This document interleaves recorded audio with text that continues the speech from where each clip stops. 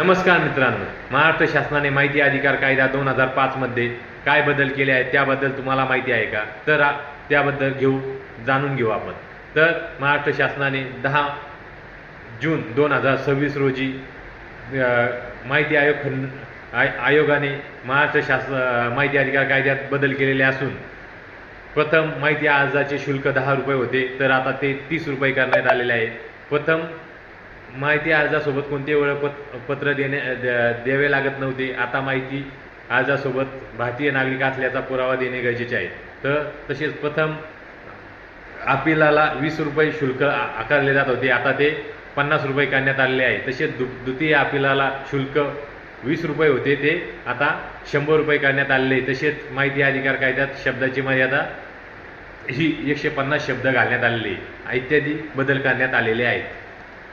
नमस्कार मित्रांनो, महाराष्ट्र शासनाने माहिती अधिकार कायदा 2005 मध्ये काय बदल केले आहेत त्याबद्दल तुम्हाला माहिती आहे का? तर त्याबद्दल जाणून घेऊ आपण.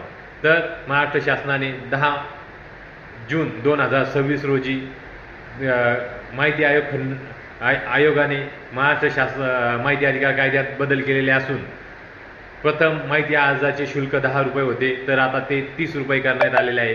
प्रथम माहिती अर्जासोबत कोणते ओळखपत्र द्यावे लागत नव्हते. आता माहिती अर्जासोबत भारतीय नागरिक असल्याचा पुरावा देणे गरजेचे आहे. तर तसेच प्रथम अपिलाला 20 रुपये शुल्क आकारले जात होते, आता ते 50 रुपये करण्यात आलेले आहे. तसेच द्वितीय अपिलाला शुल्क 20 रुपये होते, ते आता 100 रुपये करण्यात आलेले आहे. तसेच माहिती अधिकार कायद्यात शब्दाची मर्यादा ही 150 शब्द घालण्यात आलेली इत्यादी बदल करण्यात आलेले आहेत.